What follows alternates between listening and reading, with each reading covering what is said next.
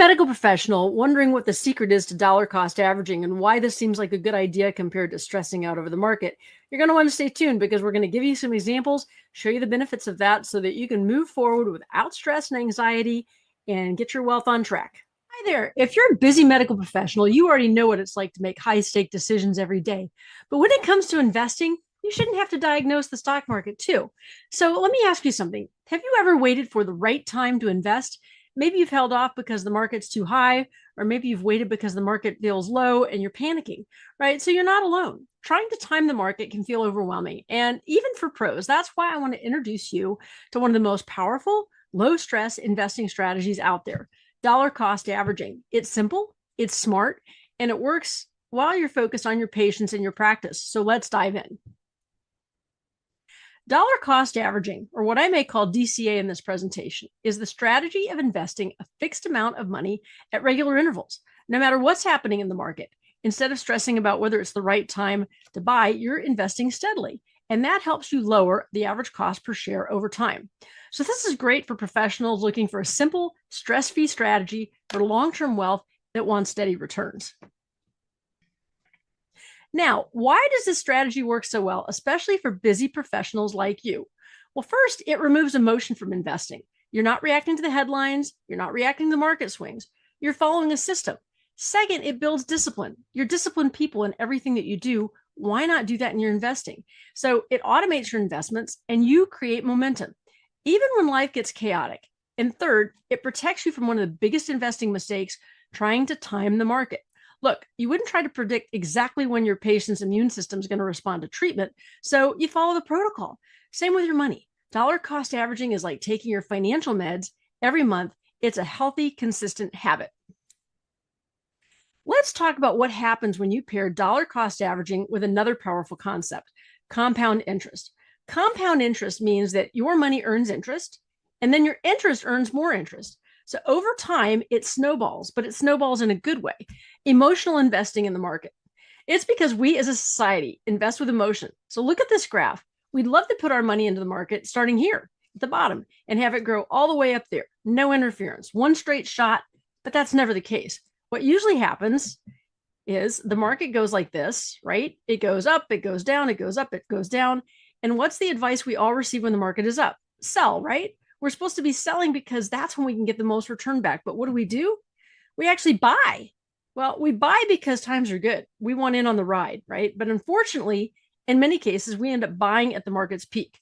So then the market dips. The typical investment advice would be to buy. Now's the time to buy. So the prices are the cheapest they've ever been in years. But what do we do as investors? Oh, we sell. So we get worried. We see our nest egg and that number going down and down. So we sell. What happens again? The market goes up and we buy. So the market tanks and we sell. So what's happening here? We're not taking the direct route from the bottom point here on the slide all the way to the top. We're jumping in and out throughout. And so what that means is we're losing on the gains, right? When we sell and then the market goes and then the market's going up, we're missing out on those gains that are coming along with it. So here's what the US stock market has done from 1958 to 2022. And of course, we love that the green spikes in there. We love that upside, which typically can last longer than the red market drops. But what's important here is how fast it can drop and how much.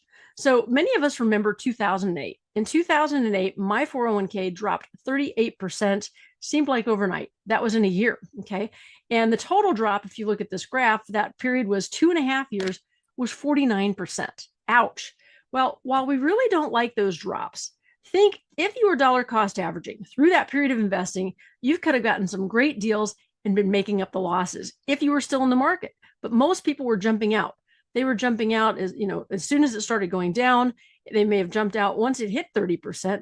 But imagine if they were getting back in with dollar cost averaging, they could have made up some of it. So now here's the truth most people don't want to hear. Trying to time the market doesn't work, right? Even expert investors, people who do this full time, get it wrong. And you might think, I'll wait for a dip or I'll jump in when things feel safe. But the best market days often come right after the worst ones, okay? So if you miss just the best 10 days in the market over a 20-year period, your returns could be half. I'm going to say that again. If you miss just the best 10 days in the market over a 20-year period, your returns could be cut in half. So it's like skipping antibiotics the moment you start feeling better. Okay. You risk undoing all the progress. And I know every time in my life that they put me on antibiotics for, the flu or cold or whatever, they're like, you have to take the whole thing. This is the same thing. Okay. With dollar cost averaging, you stay invested through the good and the bad with everything in between. And that's how real wealth is built. So let me paint you a picture. An investor puts in $12,000 in the market all at once, one-time lump sum. Then they try to guess exactly what is the perfect entry point, right? They're sitting there going, I got $12,000. When is the best time to put the money in there? Investor B invests $1,000 every month for 12 months. No guessing, no stress.